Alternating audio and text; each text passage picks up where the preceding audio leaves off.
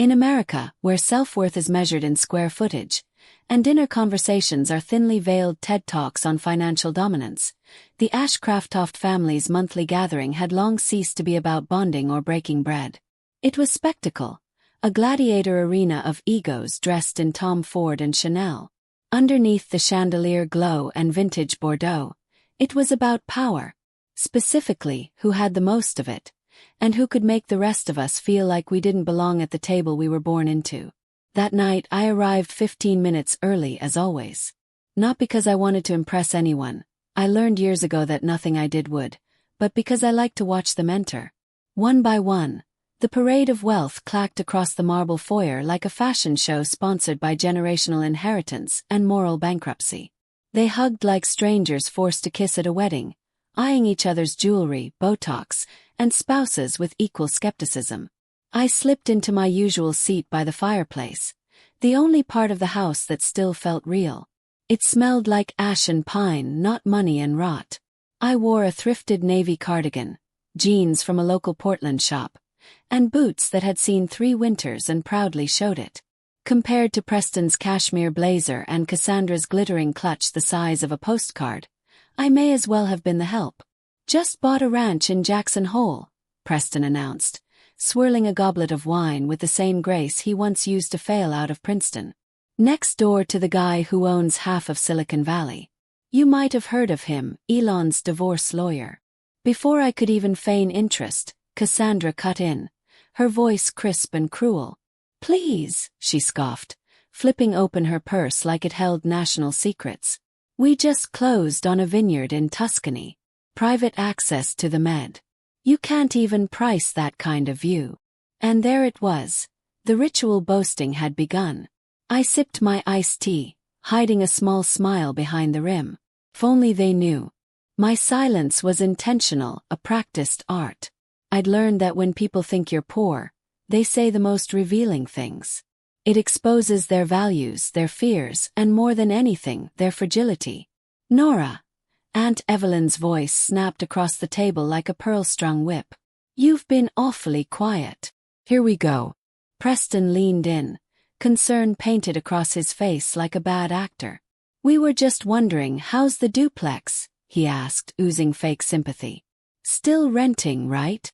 "The one on Alder Street," Cassandra added, her grin saccharine. "Didn't know people our age still rented." I could have told them the truth. That the Alder Street property was my company's first major acquisition. That the tiny duplex was a decoy. That I, Nora Hale, the family disappointment, was actually the CEO of West Pine Holdings, a private equity firm with over $1.8 billion in assets. But I didn't. "I like the space," I said calmly, setting down my glass. "You're 35, sweetie," Evelyn said with a smile so condescending it could curdle milk. "It's time to grow up. Buy something real." "Real," I echoed softly. Like the portfolio of multifamily buildings, commercial towers, and yes, Ashcraft-Toft Plaza itself.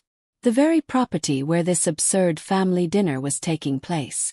I had acquired it 6 months ago through a network of LLCs so discreet, even the board didn't know who I was. To them I was the family freeloader. In truth, I was their landlord. "I've managed just fine," I replied. Preston smirked. "You can't even afford a mortgage." I leaned back and let them talk. Let them mock me, misjudge me, underestimate me. Because soon, very soon, they'd receive lease renewal notices on letterhead bearing a name they feared. West Pine Holdings. And guess who was behind that name? Dad finally looked up from his wine. Now, Preston," he muttered. "Not everyone's blessed with your instincts." That was rich, considering Preston had once invested in an NFT startup run out of a van. But in this family, delusion passed for destiny. "Nora chose her path," Evelyn sighed, as though I'd dropped out of society instead of quietly building an empire. "She could have married someone respectable. Or started a lifestyle brand, at least." In their minds, I was still the girl who wore hand-me-downs, brought books to dinner, and worked with the renters. They didn't know that West Pine had been strategically acquiring undervalued properties across Oregon and Washington for over a decade. They didn't know that their tenant was actually their boss. Speaking of real estate, Cassandra chirped, eyes gleaming. Have you heard about what's happening on Alda Street? Some firm bought the whole block. Rumor is they're going to tear it all down. I raised an eyebrow. Really? Hadn't heard. The Alder Street complex was one of my proudest projects. A century-old red brick beauty we were restoring with care. Historic detailing, family-first policy, rent control intact. I wasn't tearing it down. I was preserving it. Well, of course you hadn't, Preston said smugly. Deals that size are way out of your league. If you get booted, Evelyn added cheerfully, you can always stay in the guest house. We'll even help you find a job. Or someone respectable. I'm happy, I said flatly. And so is my landlord. Cassandra chuckled. You can't live a small life forever, dear. The Hale name used to mean something in this state. Still did. Just not the way they understood it. In real estate circles, West Pine was whispered with respect. Known for tenant-first models and ethical development. We were the antithesis of people like Preston and Cassandra, who bulldozed homes to build ego-driven high-rises no one could afford. Dad cleared his throat. Actually, he said, this dinner isn't just social. It's business. The board's worried. About what? Cassandra asked. Ashcraft Plaza, he said. It was sold. Quietly. 6 months ago. My stomach fluttered. Not with nerves but anticipation. West Pine Holdings bought a majority stake, he continued. No one knows who they are. Possibly foreign money. Has to be, Preston chimed in. These international investors love legacy buildings. If only they knew. Their mystery threat, the investor they feared, was sitting right in front of them, in a $30 cardigan and boots from Goodwill. There's talk of an audit, Dad added. West Pine's not impressed by names. They're asking questions. Real questions. Silence fell like a guillotine. Questions. About creative accounting. Like Preston's renovation loans that funded his Jackson Hole mansion. Or Cassandra's marketing expenses that included Dior and Champagne yacht tours. I'm sure it's nothing, Evelyn said quickly, pearls twitching with unease. But it wasn't nothing. It was the beginning of their end. And I would not stop it. I would not protect them. Because for years I let them belittle me, talk down to me, dismiss me. Not anymore. The audit would tear through their pretty facades like a wrecking ball through drywall. And when the dust settled, I'd still be standing. Quiet, calm, and in full control. They thought I was poor. But I owned the estate. Maybe Nora could help, Cassandra chirped sweetly. That practiced smile painted across her lips like icing on a rotting cake. She works in real estate, doesn't she? Maybe she knows someone at the management company. Suddenly, every head turned to me. Just like that, I was no longer the embarrassing cousin who wore outlet shoes and refilled her wine glass too fast. I was possibly useful.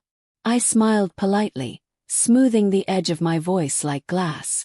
I mostly work with smaller residential clients, I said. Nothing quite on the scale of Ashcraft Plaza. Preston scoffed so hard it was almost theatrical. For God's sake, he snapped. You can't even help your own family. Mom shot him a glance, not quite sharp enough to be a scolding, but she said nothing. Her silence was louder than any insult. Even Dad stayed glued to his phone, uninterested, detached. As if defending me wasn't worth the tap of a thumb. What they didn't know, what none of them could even begin to guess, was just how helpful I was about to be. Just not in the way they wanted. Tomorrow morning, West Pine Holdings would make a public announcement. Bomb, really. Effective immediately, Ashcraft Plaza would undergo a full operational overhaul. No more shadow budgets. No more nepotism. No more treating the building's finances like a family piggy bank. I glanced around the penthouse, and everything glared back like a crime scene. Artwork paid for with the maintenance budget. Couches that cost triple because they were custom, sourced through Cassandra's husband's firm with bloated invoices. Light fixtures that sparkled not with elegance but corruption. I stood up and dusted off my jeans. Anyway, I said lightly, some of us have early mornings. Cassandra smirked.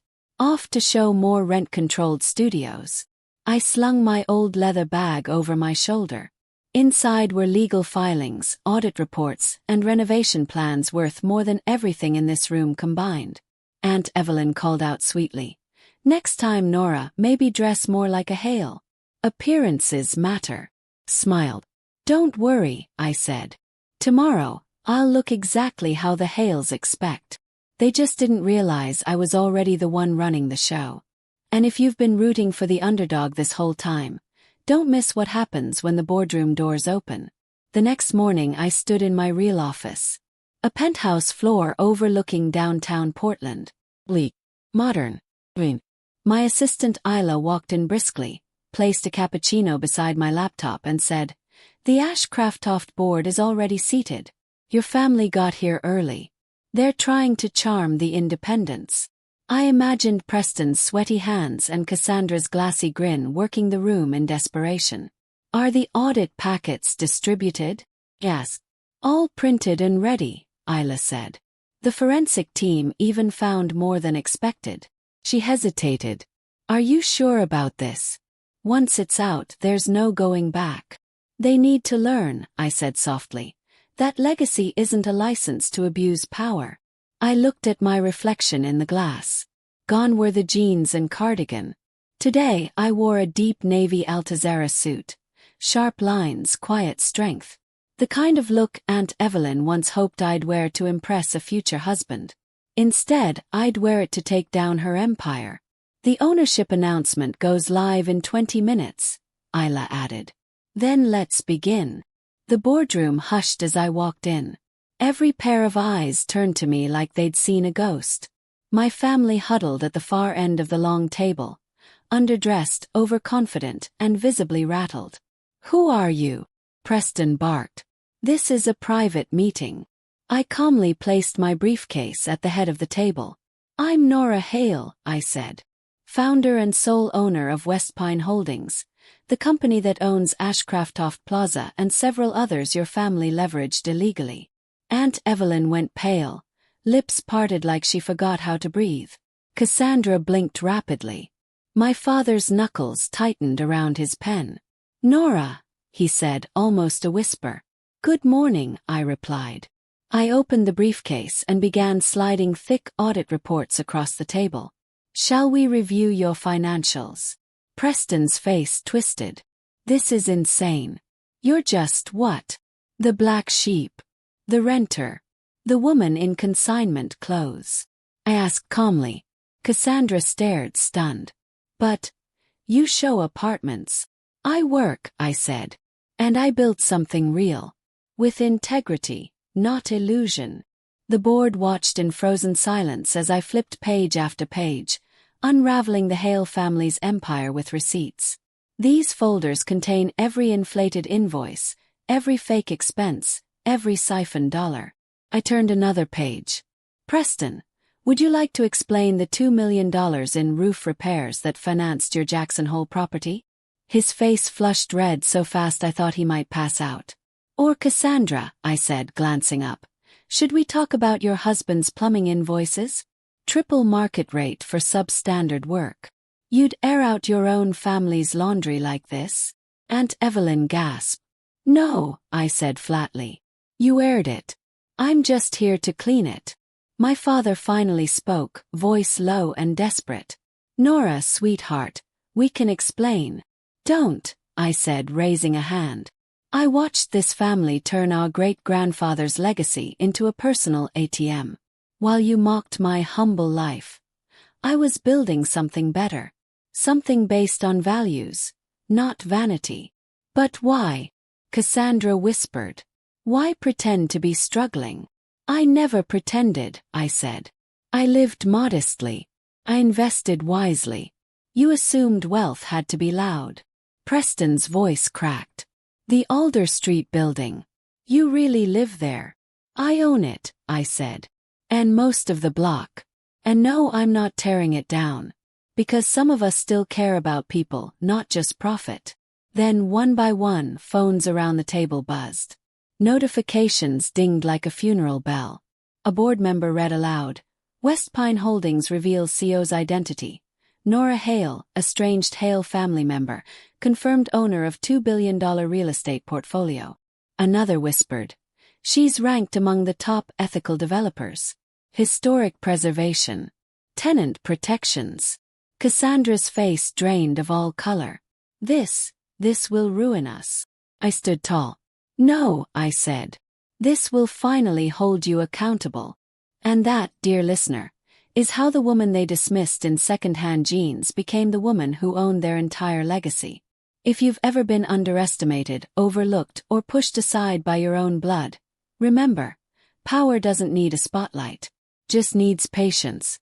Subscribe to the channel because next week, I reveal exactly how I built my empire in silence while they laughed at me.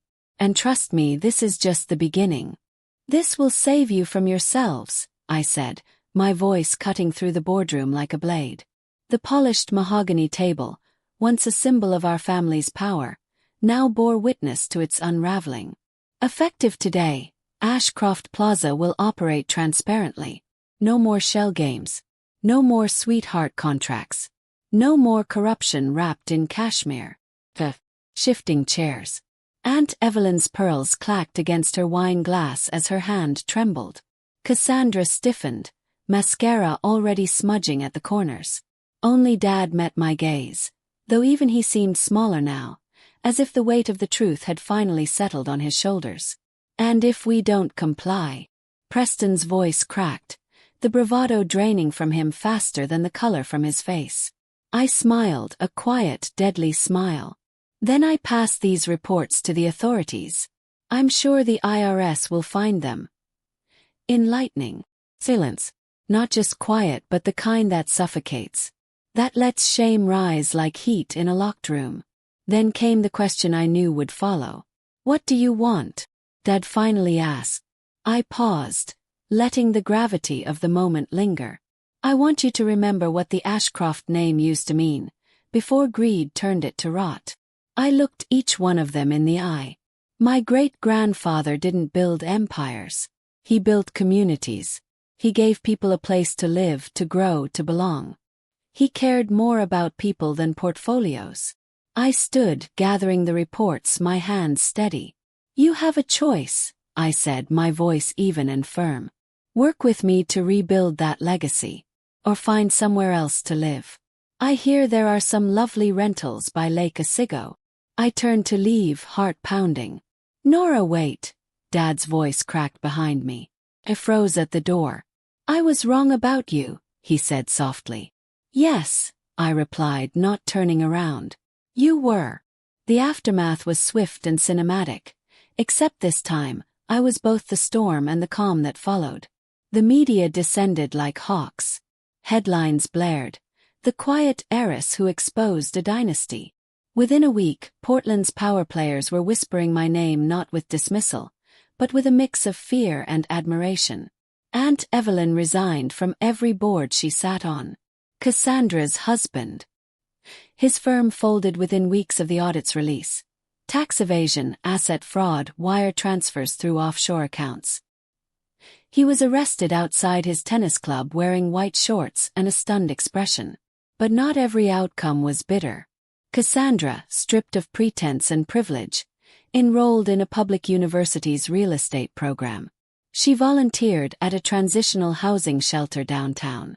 Months later she told me, "I thought art gave me purpose. But this is real." Dad came to me humbly. Not as a man reclaiming his legacy, but as a student seeking wisdom. "Teach me," he said, eyes full of something I hadn't seen since I was a child, respect. 6 months later, I sat in my Alder Street apartment. Yes, I had kept it. Modest, sun-drenched and mine. Ashcroft Plaza was thriving. Leases stable, tenant satisfaction rising. Small retailers on the ground floor turning real profits. Restoration over speculation. Community over conquest. A knock broke my focus. I opened the door to find my mother. No makeup, jeans and uncertainty written on her face. She held up an invitation. A courtyard holiday party, she said with the faintest smile. He nodded. It's not really your scene. She looked around the small apartment. Maybe I'm learning. Scene isn't everything. Her eyes landed on a photo. Me, 23, grinning beside my first real estate license. I never asked, she said. Why this path? I looked at her. Because I wanted to build something real, I said. Not just buy it and flaunt it. She exhaled. And now, you control more than all of us. I do, I admitted. But control was never the goal. Purpose is. She looked at me serious now. Will you teach me? Come tonight, I said. Meet the families who've lived here for decades. Listen. That's where legacy begins. That night, lights shimmered across Portland as I stood by the garden fountain. The Alder Street building buzzed with life. Mom sat beside Mrs. Lopez, a tenant of 38 years, listening, truly listening. Preston strung lights with Mr. Keller, a World War II vet, laughing at stories older than any spreadsheet he'd ever read. Cassandra helped kids ice sugar cookies, sleeves rolled up, joy on her face for the first time in years. Dad joined me near the cocoa table. You know, he said slowly, your great-grandfather used to say buildings should shelter hearts, not just wallets. He nodded. I found his old ledgers. Handwritten notes about protecting tenants. We forgot that. He looked at me, not as the daughter who rebelled, but as the torchbearer he dropped and I picked up. You could have ruined us, he said. Never the point, I replied, watching a little girl twirl under fairy lights. I didn't want to prove you wrong, I said. I wanted to build something that would outlast all of us. Because sometimes the best revenge isn't proving them wrong. It's offering them a better version of right. If you've ever been underestimated, overlooked, or quietly counted out, maybe you see a bit of yourself in me. I didn't set out to destroy them. I set out to build something they never believed I could. And when the world expects nothing from you, don't shout louder. Build stronger. You don't need permission to begin. You need purpose and consistency. The rest will come. 1 week later at the holiday party, a woman approached me. A former tenant who'd returned after 5 years away. She hugged me tightly. This building feels like home again. I smiled, emotion tightening my throat. That was the win. That was the legacy. Not revenge. Not headlines. But restoration. Because sometimes the best revenge is not revenge at all. It's becoming exactly who they said you couldn't be. So subscribe. Stay with me. Let's build something that lasts.